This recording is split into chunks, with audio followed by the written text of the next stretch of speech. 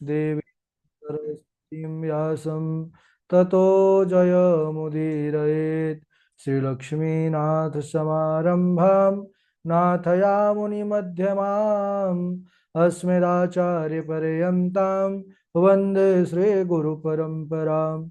अञ्जनानन्दनं वीरं जानकी शोकनाशनं कपीशमक्षहन्तारं वन्दे लङ्काभयङ्करम्। भक्त भक्त भगवंत गुरु चतुर्नाम वपु एक। इनके पद वंदन किए नासत विघ्न अनेक। बोले वृंदावन बिहारी लाल की जय। भागवत महापुराण की जय। सुखदेव भगवान की जय। परम मंगलमय परात्पर अखिलेश्वर अचिंत कल्याण गुणगण निधान सर्वेश्वर सर्वाधिपति अकारण करुणा वरुणालय अकारण करुणा कारक सकल जन कल्लषापहारक परात्पर पर ब्रह्म सच्चिदानंद स्वरूप परमपिता परमात्मा श्री राधा गोविंद सरकार राधा रमण बाधारण श्री बांके बिहारी लाल का यह वांगमय सद्वमय विग्रह श्रीमद् भागवत महापुराण। कोटि कोटि नमन कोटि कोटि प्रणाम। इस परम पावन पुराण ग्रंथ पारमहंसियों की पावन संहिता को परमाराध्य नंद नंदन यशोदा नंदन वृजन रंजन देवकी नंदन श्याम सुंदर श्री कृष्ण के पाद पद्मों पर कुर्चा नमन नतमस्तक वंदन एवं अभिनंदन। उनकी आह्लादनी शक्ति प्राण प्रिया जगत वंदनी वृषभान वंदनी भासुती जगदीश्वरी वर्षाने वाली श्री किशोरी जो के पावन चरणारविंदों पर कोटि प्रणति। समस्त भूतादिक सी राम मैं सब जग जानी करहूँ प्रणाम जोरी जोग पानी। हम सबका यह परम सौभाग्य कि यह भागवत साप्ताहिक कथा सीखने का सद संकल्प विचार लेकर के हम और आप सब एक स्थान पर एक साथ जुड़कर इस श्रीमद् भागवतम की तैयारी कर रहे हैं। बड़ा ही अद्भुत प्रसंग चरित्र पर हम सब बने हुए हैं। उद्धव जी महाराज ब्रज वृंदावन को गए हैं गोपियों को उपदेश देने के लिए, लेकिन जब गोपियों की स्थिति को देखा है उन्होंने, वह प्रत्येक पल केवल श्री कृष्ण के चरण कमलों का ही ध्यान कर रही हैं, केवल उन्हीं के ही लीलाओं का गान कर रही हैं, केवल उन्हीं का ही चिंतन कर रही हैं। अहर्निश सतत प्रभु के चरणों पर ऐसा मन लगा हुआ जब देखा तो सुना जब प्रेम का अद्वैत तो उद्धव की खुली आंखें पड़ी थी ज्ञान मद की धूल जिनमें वह धुली आंखें। हुआ रोमांच तन में बिंदु आंखों से निकल आया गिरे श्री राधिका पग पर कहा गुरु मंत्र यह पाया है प्रेम जगत में सार और कोई सार नहीं। उद्धव जी महाराज गोपियों के चरणों में प्रणाम करते हैं, महाराज नतमस्तक हो गए और कहने लगे अहो यूयाश्म पूर्णार्थ भवत्यो लोक पूजिता वासुदेवे भगवती आशामित्यर्पितम मनः। हे गोपियों, आप सभी कृतकृत्य हैं, संपूर्ण लोकों में आप पूजनीय हैं, क्योंकि आपका मन इस प्रकार श्री हरि श्री कृष्ण चंद्र भगवान के चरणों पर लगा हुआ है।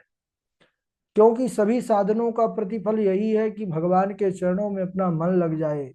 दान व्रत तपस्या हवन जप स्वाध्याय आदि और पाव भाजी भी यह खाएंगे। सबका प्रयोजन है कि प्रभु के चरणों में प्रीति हो, और वह प्रीति वह भक्ति वह प्रेम आपका पहले से ही है भगवान के प्रति।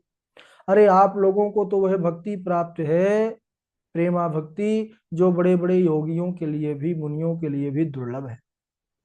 उद्धव जी महाराज सज्जनों आए थे एक दिन के लिए गोपियों को उपदेश देने के लिए, लेकिन यहाँ पर कई महीनों तक वृंदावन में वह रुके। गोपियां उनको, उद्धव जी महाराज को भगवान के लीलाओं का प्रत्यक्ष दर्शन कराई। डाल डाल पर उद्धव को वृंदावन पर कृष्ण का दर्शन होने लग गया। चप्पे चप्पे पर उनकी दृष्टि पर केवल कृष्ण ही दिखाई देने लगे। तो यह गोपियों का महाराज अद्भुत कृपा उद्धव जी महाराज पर हुई। और उद्धव जी महाराज जब गोपियों के इस तत्व, गोपियों की इस कृपा को प्राप्त किए, तो बस उन्होंने अपने मन में यही धारणा की, क्या, कि आशा महो चरण रेणु जुषामहं श्याम वृंदावने किमपि गुल्मलतौषधीनाम् यादुस्त्यजं स्वजनमार्यपथं च हित्वा भेजैर्मुकुन्द पदवीं श्रुतिभिर्मृग्याम् आशा महो चरण रेणु जुषामहं। उद्धव जी महाराज कहते हैं कि हे विधाता, मुझे जीवन में कुछ नहीं चाहिए, मैं बस ये चाहता हूं कि मैं ब्रज का हो जाऊं, ब्रज का बन जाऊं। वृंदावन का अगर मैं मनुष्य बनने योग्य नहीं हूं, तो हे ईश्वर, मुझे कोई लता पता झाड़ी बना देना, कीट पतंग बना देना, लेकिन मुझे बनाना वृंदावन का। क्यों? क्योंकि इस रज की महिमा इतनी है, इन गोपांगनाओं का जब चरण धूलि यह रज मुझ पर पड़ेगी तो मैं कृतकृत्य होता रहूंगा। उन्होंने वंदना किया उस रेणु का, उस ब्रज के धूल का, कि वंदे नंद व्रज स्त्रीणाम पादरेणुमभीक्ष्ण सहा याशाम हरि कथोदीतम पुनाति भुवनत्रयम्। मैं नंद बाबा और सभी ब्रज की इन गोपिकाओं के चरण धूलि को बारंबार प्रणाम करता हूँ। क्यों? क्योंकि उनके द्वारा जो चरित्र किया गया, वह भगवान के पावन चरित्र से सभी लोग पवित्र हो रहे हैं। उद्धव जी ने यशोदा मैया से, सभी ग्वाल वालों से आज्ञा ली है और अब मथुरा को प्रस्थान किए हैं, मथुरा की यात्रा किए हैं। सज्जनों, उद्धव आए थे ज्ञानी बन करके, लेकिन जा रहे हैं ब्रज वृंदावन से भक्त बन करके। क्यों? इस भूमि की महिमा ही ऐसी है, भक्ति नृत्यति यत्र चा। यहाँ पर भक्ति महारानी नृत्य करती रहती है। यह प्रेम की भूमि है, यह भक्ति की भूमि है, यह भाव की भूमि है, यह रसिकों की भूमि है। उद्धव जी महाराज भक्त बन करके आए हैं। सबसे पहले भगवान को बहुत सुनाए हैं। कन्हैया को कहने लगे कि आपने बहुत उन गोपिकाओं के साथ, उन ग्वाल वालों के साथ आपने बड़ा अन्याय किया प्रभु। आप उनको छोड़ करके, वृंदावन छोड़ करके आप यहाँ क्यों आए? वह तो रातों दिन केवल आपका ही चिंतन करके, आपका याद करके, सुमिरन करके रुदन करती रहती हैं, बड़ी दुखी हैं प्रभु। भगवान ने कहा कि उद्धव, तुमको ऐसा लगता है कि मैं वृंदावन को छोड़ करके कहीं जा सकता हूँ? हाँ प्रभु, आप आए तो। बोले नहीं, मैं वृंदावन को छोड़ करके कभी कहीं नहीं जा सकता। इस मेरी लीला को कोई तत्वदर्शी महा जो है साधक ही समझ पाएगा, सबके बस की बात नहीं है। उस समय एक दिव्य ज्योति, एक दिव्य दृष्टि प्रदान किया है भगवान ने उद्धव जी को, और कहा है देखो। और वहीं मथुरा से बैठे बैठे ही ब्रज का वह महाराज का दर्शन करवाया है। महाराज का दर्शन जब किया है उद्धव जी महाराज, तब विश्वास हो गया कि हाँ, कन्हैया ब्रज छोड़ करके कभी नहीं जा सकते। बारंबार प्रणाम किया है चरणों में। कहने लगे कि अरे उद्धव, गोपियां और मैं, यह केवल दो शरीर समझो, प्राण तो एक ही है, हम कभी अलग हो ही नहीं सकते। महाराज का दर्शन करके उद्धव जी कृतकृत्य हो गए। सज्जनों, श्री सुखदेव जी महाराज कहते हैं परीक्षित जी से कि हे राजन, इसके पश्चात भगवान श्री कृष्ण और उद्धव ये दोनों कुब्जा के यहाँ गए हैं, क्योंकि कुब्जा ने भी भगवान से एक निवेदन किया था, प्रभु मेरे घर चले। कुब्जा के यहाँ जब गए, कुब्जा की इच्छा को पूर्ण किया, जो उसकी इच्छा थी कि प्रभु मेरे घर आवे। वहां पर कुब्जा के दिए हुए भावों को प्रभु ने स्वीकार किया है। इसके बाद बलराम भैया को साथ में लेकर अक्रूर काका के घर गए हैं, क्योंकि उन्होंने भी इच्छा प्रकट की, क्योंकि अब मथुरा लीला पूर्ण होने वाली है ना, इसीलिए सबकी इच्छा को पूर्ण कर रहे हैं। अब प्रभु मथुरा से द्वारिका की ओर जाएंगे। अक्रूर जी के यहाँ जब घर गए हैं, अक्रूर जी ने सुंदर प्रभु का पूजन किया है, और हाथ जोड़ करके जब प्रभु ने कहा कुछ मांग लीजिए, हम तो देते ही हैं सबको, तो अक्रूर जी ने कहा कि हे प्रभु, अद्येशनो वसतया खलु भूरि भागा, यह सर्वदेव पितृभूत निर्देव मूर्ति, यत पाद शौच सलिलम त्रिजगत पुनाति, सा त्वं जगद गुरुरधोक्षज यः प्रविष्ट। आहा, बोले प्रभु मैं क्या मांगू आपसे, आपके चरण कमल मेरे इस घर पर पड़ गए तो आज मेरा संपूर्ण जीवन, मेरा संपूर्ण कुल पवित्र हो गया, संपूर्ण देवता पितर भूत यह आज तृप्त हो गए, क्योंकि आप ही सबके रूप में विराजित होते हैं। आपकी चरण कमलों का धोवन गंगा वह तो तीनों लोकों को पवित्र कर रही है, और फिर वही चरण कमल जिनकी धोवन गंगा है, वही चरण कमल आज मेरे घर पहुंच गए, तो इससे बड़ा मेरा सौभाग्य क्या होगा, इससे बढ़कर के मेरे लिए वरदान क्या होगा, मुझे कुछ नहीं चाहिए प्रभु। इस प्रकार भगवान प्रसन्न होकर के उनको अपना आशीर्वाद प्रदान करते हैं। भगवान श्री कृष्ण ने पांडवों की कुशल मंगल जानने के लिए अक्रूर जी को फिर हस्तिनापुर भेजा है। यहाँ पर सज्जनों, कंस की वही दोनों पत्नियां अस्ति और प्राप्ति, यह कंस के मृत्यु के पश्चात अपने पिता के घर गईं। इनके पिता का नाम है जरासंध। जा करके बतलाया है कि मेरे स्वामी का वध कर दिया है। अस्ति प्राप्तिश्च कंसस्य महिष्यौ भरतर्षभा, मृते भरतरि दुःखार्त ईयतोस्म पितुर्गृह। पिता के घर जा करके और दुखी होकर के सब बताई है।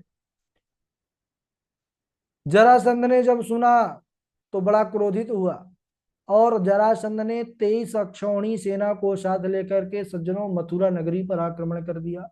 जरासंध की अपार सैन्य सागर को देखा प्रभु ने, तो मन से ही, इच्छा से ही, प्रभु ने संकल्प से ही सुंदर 2 दिव्य रथ प्रकट किए, और उसमें दिव्य आयुध प्रकट हो गए, और उन रथों पर बैठ करके दिव्य आयुधों के द्वारा दोनों भाई कृष्ण बलराम उस संपूर्ण सेना को समाप्त कर दिया। जरासंध को मारने लगे भैया बलराम।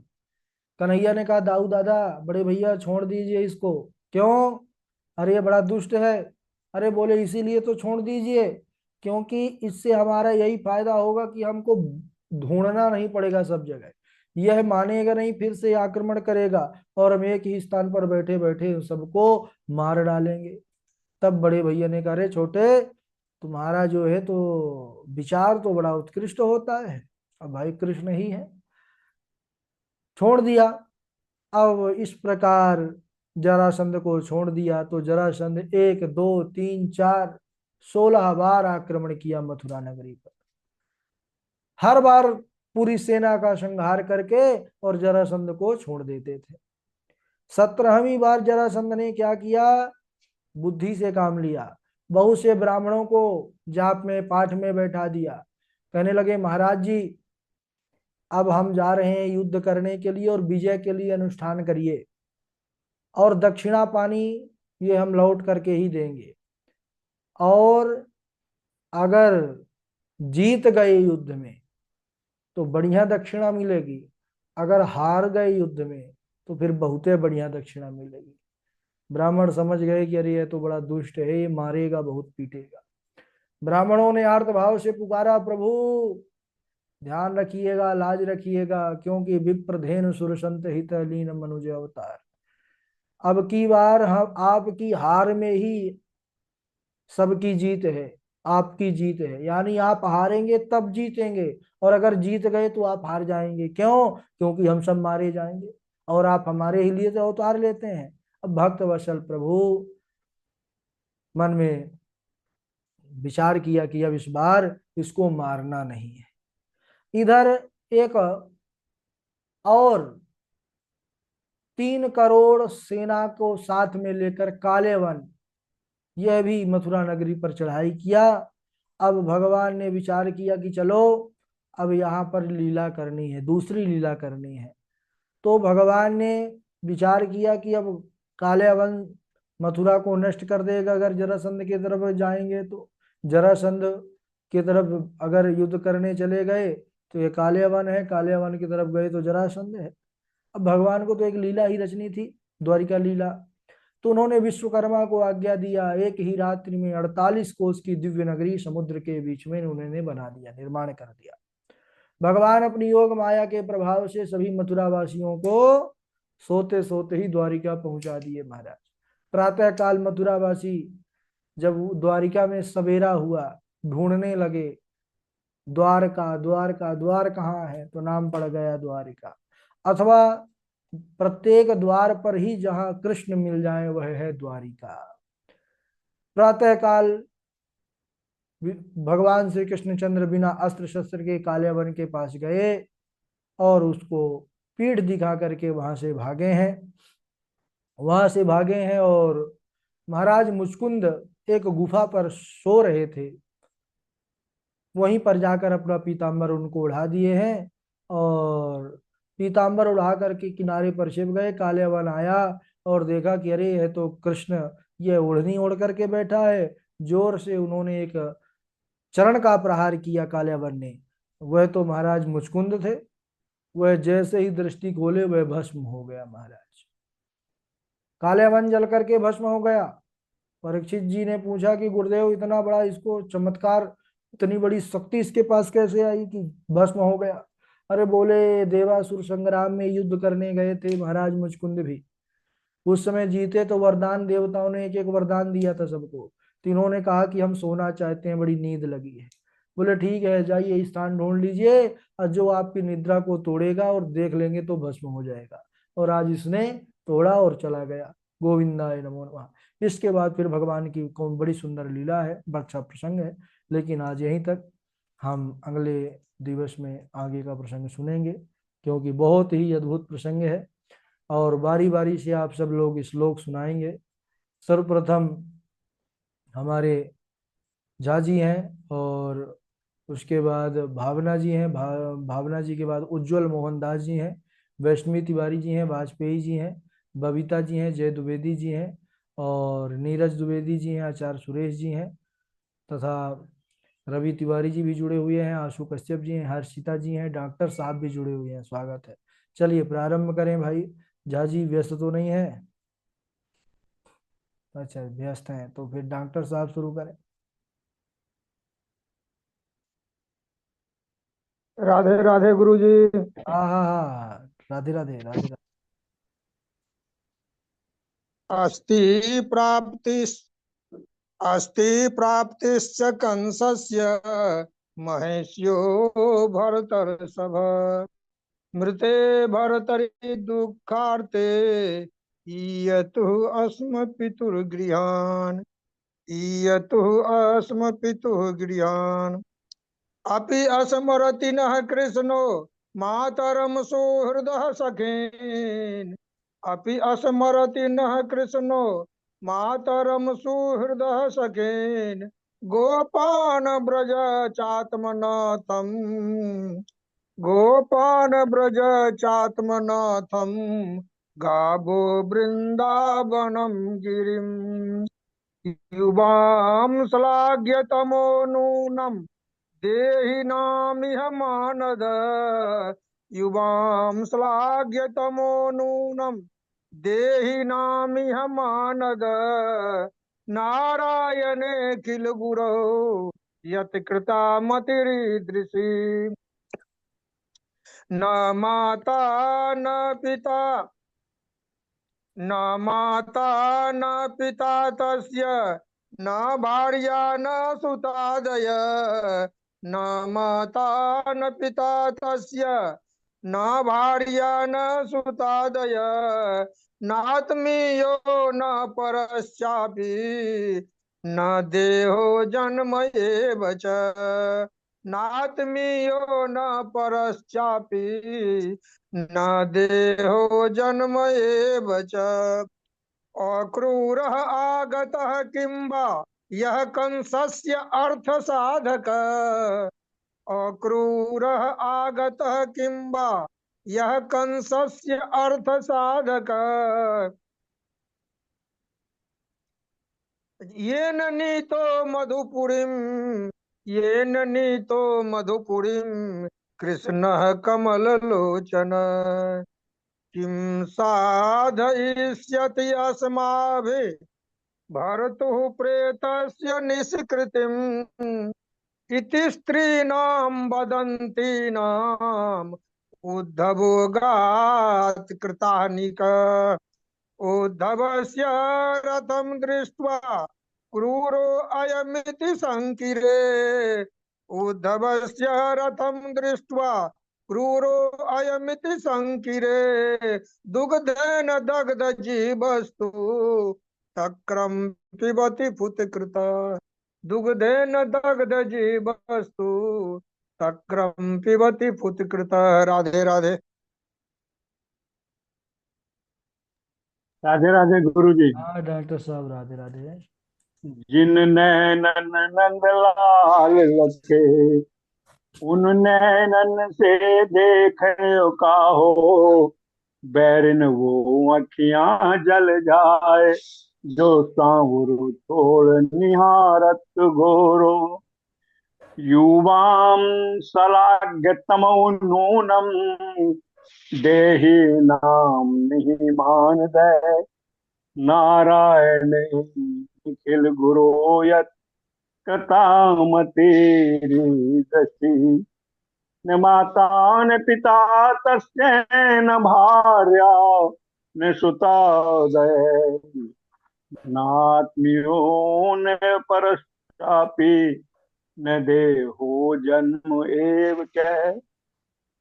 राधे राधे गुरु जी।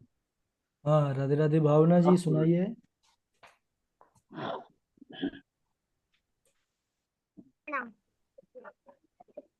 अथ सर्वगुणोपेतः कालः परं शोभनः यर्हयेवादं दन्न शान्तग्रहतारकं। राधे राधे कृष्णा। राधे राधे गुरु राधे राधे। मन्मनस्कः मत प्राणा मदर्थे त्यक्त देहिका, अपि स्मृतिना कृष्णो मातरं सुहद्रा सखी। गोपान् व्रजं चात्म नाथं गावो वृन्दावनं गिरिम्, इवाशलाध्यात्तमो नूनं देहिनामिमान नारायणे खिल गुरो यत कृतां त्रिदशी। ना माता ना पिता तस्या ना भार्या ना श्रुता दया, नात्मीयो ना परश्चापि ना देहो जन्म एव चा। राधे राधे।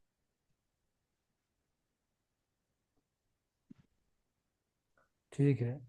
और आगे श्लोक वैष्णवी जी राधे हैं, राधे गुरु प्रज्वल जी मोहनदास प्रणाम। जी हैं। सुनाइए सुनाइए। न माता न पिता तस्य न भार्या न सुतदया, नात्मीयो न पश्चापि न देहो जन्म एव च। जय गुरु। और सुनाए आगे। राधे राधे गुरुदेव। राधे राधे सुनाइए।